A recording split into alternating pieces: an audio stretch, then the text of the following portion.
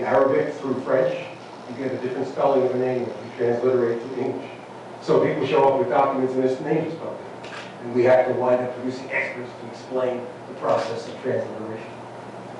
But one other thing that we want to do is we want to do one more thing related to the Darfur before we go on to Egypt, and that is we're thinking about trying to do some things that are beyond our own grasp. One of the things that's clear when we talk to people, for 6 years we've been talking to people who had these kinds of experiences. Their homes destroyed overnight, their families scattered. And what they suffer from a late point of view is deep depression. Even the people who are not sexually assaulted. They see their kids growing up with video games, and that's not maybe the worst thing that could happen to a human being. But for example, among the further, the tradition was to always give a child a gift on the 7th day after birth. And leading with the fur community, one of the fur communities we did, was says that he got a lamb 7 days after birth, and that lamb became the basis of all his wealth in the world.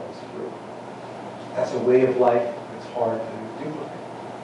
One that says many women have lost jewels, not jewels of any great wealth on the market, but things that have been handed down for generations. And so one of the things we want to be able to do is to deal with the state of mind that's sort of reached too far. And one of the things that we will do is exemplified in the story of T. There are probably many of you who have a niece, a daughter, cousin. Her name starts with a T, so she's forever known as T. This T has left her home in Sudan, in Darfur, and now she lives in the Netherlands. And T told us her story, but we have not filed her application. Why? Because we have to deal with more pressing issues. Soon after coming back to the U.S., having spoken with T over a course of several days, over a couple of weeks, getting snippets of her story, actually visiting her in her home, meeting her children, seeing her break down, we realized that she was severely psychologically traumatized. So the most important thing wasn't to get her application in to the International Criminal Court for participation in the proceedings. We had to regroup. I was haunted by her story in my sleep when I got home after coming back. And T told us that she lived in a place called Khartoum in Sudan in 2005, and she was quite a young woman then. She was forced to flee, caught off guard in the middle of the day, 5 foot, without shoes. She lived in Khartoum with her mother, and she told this story where she lived side by side with Arabs in her village. And there was a particular man whose name was Wadima. And this Arab in her village owned a restaurant.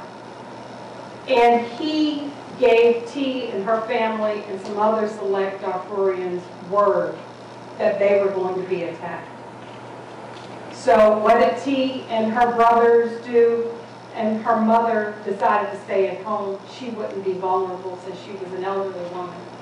But T and her brothers ran to Wadima's house, which was quite elegant for the village.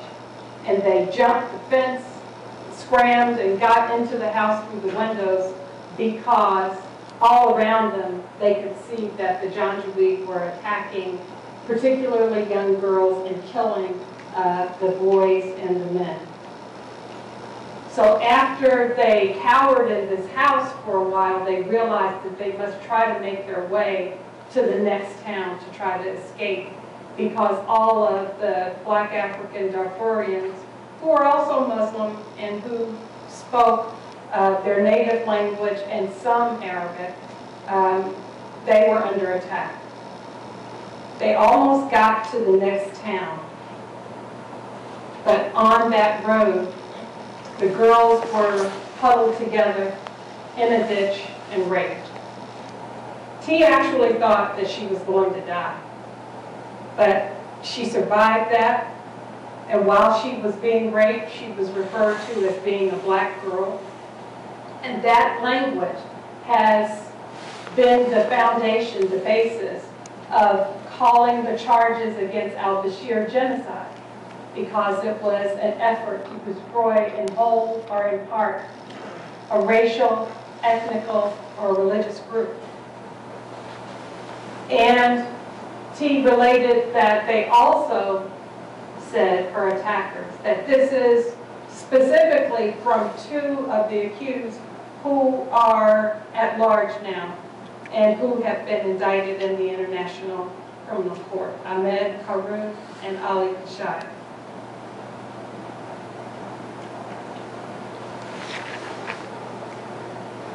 But that wasn't T's whole story. So she was on the road to Kafad, and they got in the lorry. Well, we had interns with us and young lawyers who volunteered with us. And we're taking these stories. It's really grueling. We're there in sometimes conference rooms, sometimes homes, sometimes social halls, all over the world.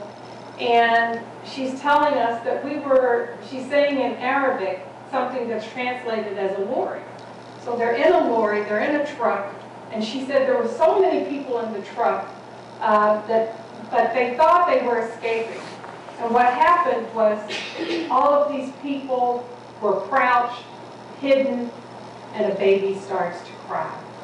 So they cover the baby, and in this effort to silence the crying, 3 of the babies were smothered. And it was at this point in her recounting of this story that she really broke down.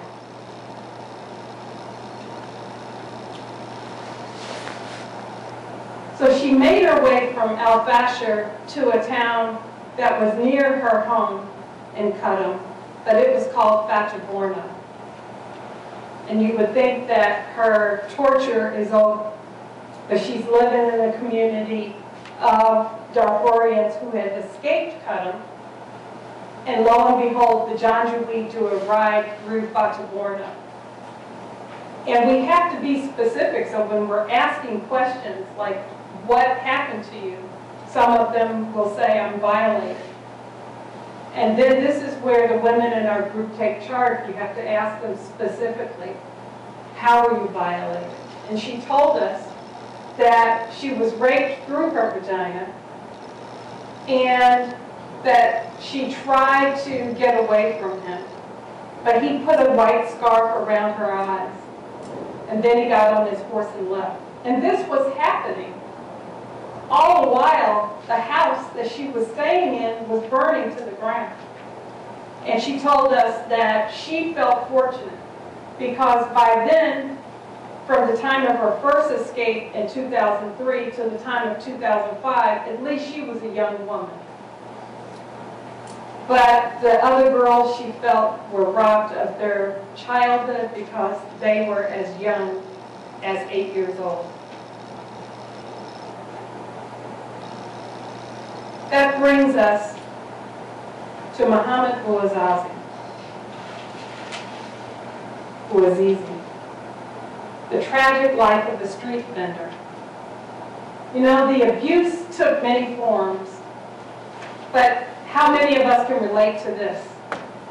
What really makes you mad are those petty, bureaucratic, tyrannical abuses that many in his region knew all too well.